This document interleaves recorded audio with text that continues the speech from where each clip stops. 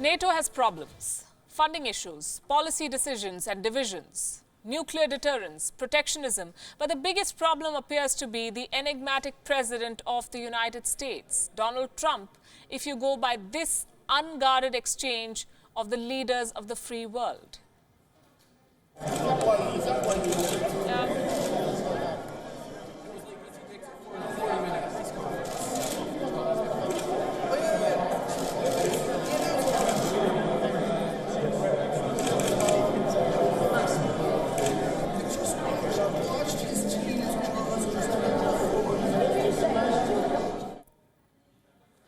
Clearly, the man whose name was not mentioned is the central topic of discussion. As expected, he was not happy with this gossip.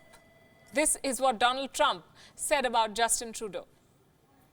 Well, he's two-faced. Do you think that Germany is too naive? And honestly, with Trudeau, he's a nice guy. I find him to be a very nice guy. But, you know, the truth is that I called him out on the fact that he's not paying 2%. And I guess he's not very happy about it. I mean, you were there, a couple of you were there, and he's not paying 2%, and he should be paying 2%. It's Canada, they have money, and they should be paying 2%. So I called him out on that, and I'm sure he wasn't happy about it, but that's the way it is. Look, I'm representing the U.S. He called him two-faced. President Trump's misstatements at the 70th anniversary of the alliance would warrant a full show, I have to say, but we do not have that kind of time. So we picked these snippets. We never used to win before me, because before me, the United States was a sucker for all of these different organizations. And now they realize, the World Trade Organization realizes that my attitude on them, if they don't treat us fairly, well, I'll tell you someday what will happen. No, the U.S. has always had a high success rate at the WTO. But if you're wondering why Trump is speaking about the WTO, the World Trade Organization, at the NATO, remember this. Trump speaks about anything he wants, anywhere he wants. It may or may not make sense. That's your problem, not his.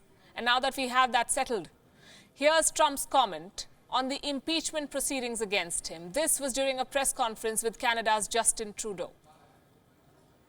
Nobody has to know anything about constitutional law, but they get 3 and we get 1. That's not sounding too good, but that's the way it is. For the hearings, we don't get a lawyer, we don't get any witnesses. Again, factually wrong.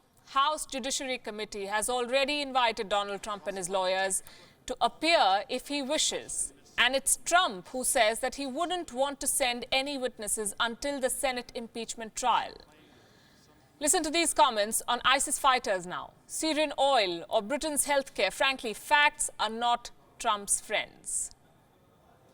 They're mostly from Europe, and some of the countries are agreeing. I have not spoken to the president about that. Would you like some nice ISIS fighters? I can give them to you. You can take everyone you want. And we have the oil.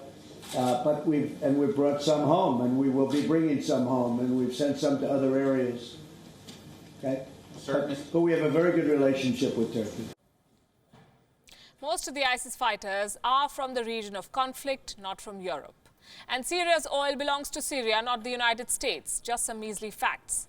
By the way, when the president was not busy distorting facts, he was calling his own past statements rumors. Listen to this one on the National Health Service of the United Kingdom. Should the National Health Service be on the table in trade talks? No, not at all. I have nothing to do with it. Never even thought about it. Honestly, we have enough. I don't even know where that rumor started. We have absolutely nothing to do with it, and we wouldn't want to if you handed it to us on a silver platter.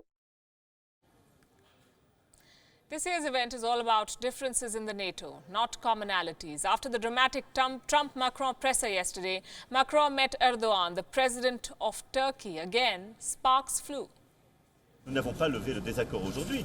I believe that Erdogan has told NATO officials that the ISIS has been a point of stalemate in the conclusions. But we cannot be incoherent anymore. And so, we are against all those who conduct terrorist acts. We are anxious about the security of the Turkish territory, but we do not wish to generalize and forget those who fought against Daesh. and we know how to distinguish one from another. So what is the NATO? A coalition where there is no agreement on anything, constant bickering and gossiping behind Trump's back, meetings in luxury golf resorts, a defense alliance that is defenseless against divisions and ill-tempered members, also a place to take photographs with musical interludes.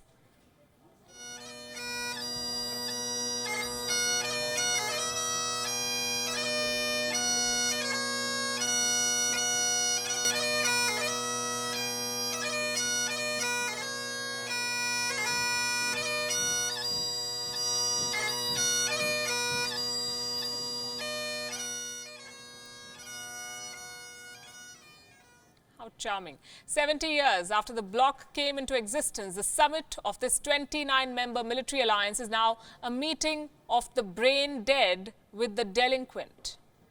Where would you put Canada in that as their Slightly non? delinquent, I'd say, Canada, but they'll be okay. I have confidence. Just slightly delinquent. But no, some are major delinquent. Some are way below 1%, and that's unacceptable. Slightly.